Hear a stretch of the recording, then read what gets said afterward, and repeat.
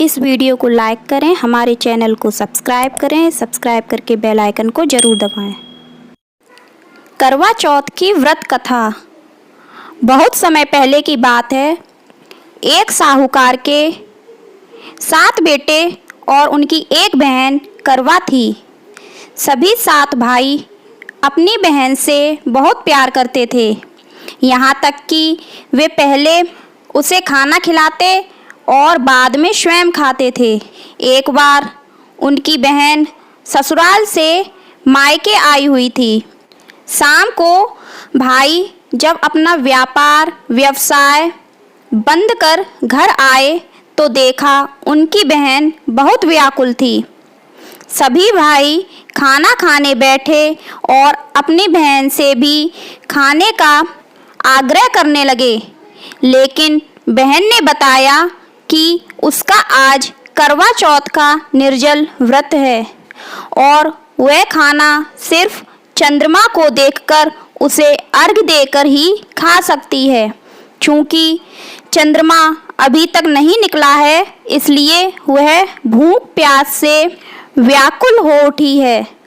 सबसे छोटे भाई को अपनी बहन की हालत देखी नहीं गई और वह दूर पीपल के पेड़ पर एक दीपक जलाकर चलनी की ओट में रख देता है।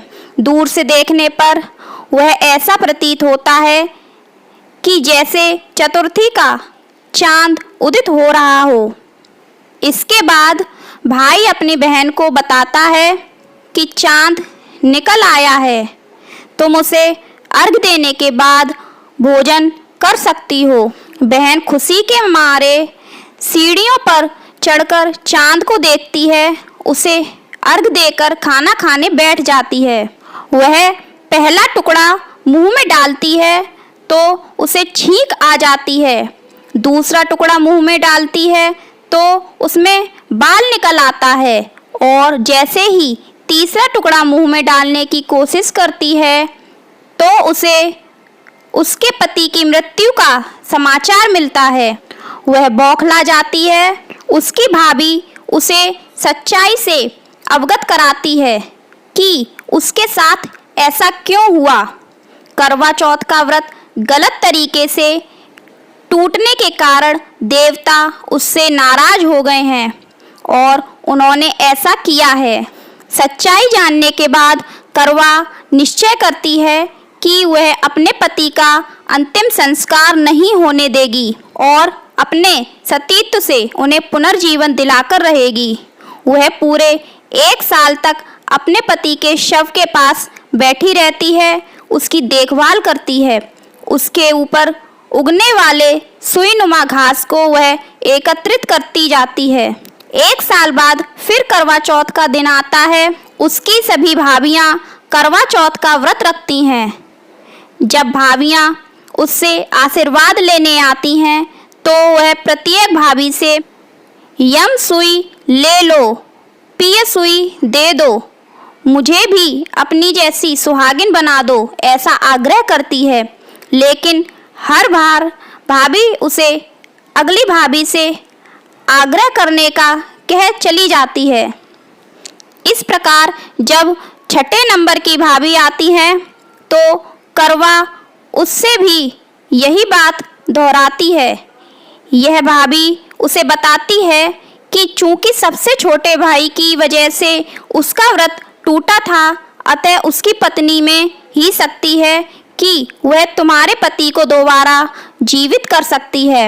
इसलिए जब वह आए तो तुम उसे पकड़ लेना और जब तक वह तुम्हारे पति को जिंदा ना कर दें उसे नहीं छोड़ना, ऐसा कहकर वह चली जाती है। सबसे अंत में छोटी भाभी आती है। करवा उनसे भी सुहागिन बनने का आग्रह करती है, लेकिन वह टाल मटोली करने लगती है। इसे देखकर करवा उन्हें जोर से पकड़ लेती है और अपने सुहाग को जिंदा करने के लिए कहती है। भाभी उससे छुड़ाने के लिए नोचती है, खसोटती है, लेकिन करवा नहीं छोड़ती है। अंत में उसकी तपस्या को देख भाभी पसीज जाती है और अपनी छोटी उंगली को चीर कर उसमें से अमृत उसके पति के मुंह में डाल देती है। करवा का पति तुरंत श्री गणेश कहता हुआ उठ बैठता है। इस प्रकार प्रभु कृपा से उसकी छोटी भाभी के माध्यम से करवा को अपना सुहाग वापस मिल जाता है। हे श्री गणेश, माँ गौरी, जिस प्रकार करवा को चिर सुहागन का वरदान आपसे मिला है, वैसा ही सब सुहागनों को मिले। बोलो करवा माता की जय।